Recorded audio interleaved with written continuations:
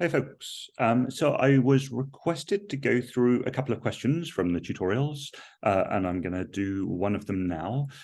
You'll have to apologize ignore the wind outside. It's extremely blustery at the moment, but hopefully you can hear me okay. Okay, so we're looking at this particular question, and it says here, the real numbers are ordered. If you pick any two unequal real numbers, then one of them is greater than the other. In particular, the real numbers satisfy the following two properties, okay?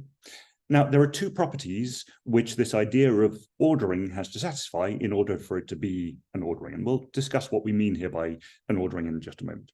Okay? So if we have some x in the real numbers and x is not equal to 0, then either, but not both, x is greater than 0 or minus x is greater than 0.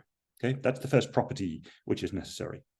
The second property is that if x and y are real numbers, and both x and y are greater than 0, then x times y itself has to be greater than 0. Okay. Now, what we have here is this sign that looks like this. So we can say x is greater than y. And this is a relation. Now, a relation is a particular type of mathematical statement. It's a statement that x is greater than y. But this thing here is a relation. It's saying that x is greater than y. And the question we're trying to answer here is, can one make a well-defined relation a greater than for the complex numbers? And if you can define that, then indeed you can define an ordering, okay? Because we think of the real number line and we have 0 here and we have -1 over here and we have 1 over here and we have 2 over here. And this gives us an ordering. Okay? -1 comes first, then 0, then 1, then 2. And the way we do this ordering is that if one number 2 is greater than another number 1, so 2 is greater than 1, then when we write down this ordered list, 2 comes after 1. Okay, so in a sense, this question is a little bit difficult because this is so obvious. Okay, it's so obvious because we're just used to the ordering of real numbers. Okay. So the question is, can we do this for complex numbers? So the question is, can we define a similar statement if we have some z in the complex numbers and z is not equal to 0, then either, but not both,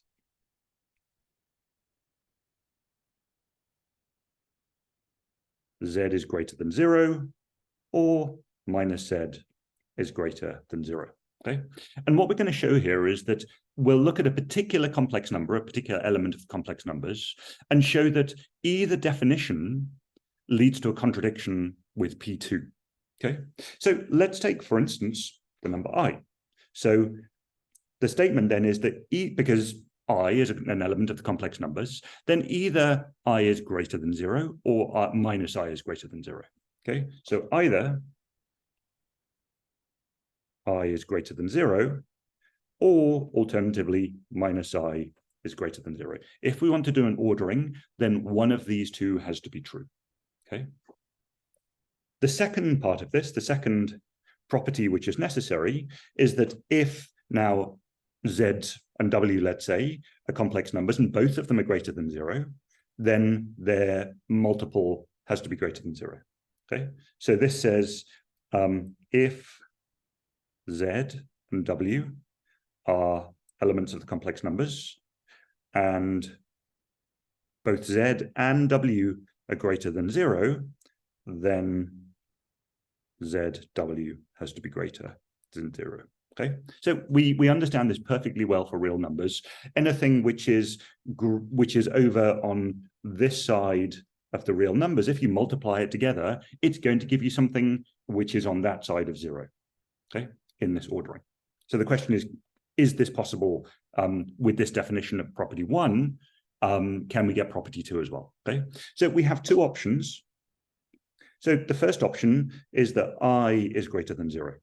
Okay, so if I is greater than 0, then under property 2, if we let z equal I and w equal I, then both z and w are greater than 0 under this definition of the greater than symbol under this ordering. Okay, however, I times I we know is -1, and that is not greater than 0.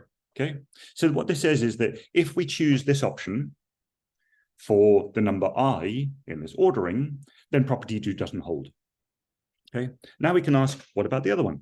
Okay, so if I is greater than 0, then it is not true that we have a good ordering because property 2 doesn't hold. But what about if minus I is greater than 0? So if minus I is greater than 0, then we can set Z equal to minus I, and we can let W equal minus I. The statement is that under this second option, and there are only 2 options, precisely because under property 1, either a number is greater than 0 or minus that number is greater than 0. Okay, so here we've said, okay, well, minus I, we're defining it to be greater than 0. Seems a bit strange, but indeed defining I to be greater than 0 also seems a bit strange. Okay, so if we take that, then it should be that Z times W has to be greater than 0. And the question is this true? Well, indeed, we see here that we've got minus I times minus I, which is equal to minus 1. And that is also not greater than 0. So this one up here said that property 2 doesn't hold. And this one here says the property 2 doesn't hold. Okay. So that what this says then is that if we want to define an ordering of the complex numbers, then we should be able to take any complex number, and we have to say that property 1 holds for it. That is, either the number, if it's not 0, is greater than 0, or minus that number is greater than 0. We take a particular complex number, I. We say either I is greater than 0, however, property 2 doesn't hold in that case, or minus I is greater than 0, and property 2 doesn't hold in that case.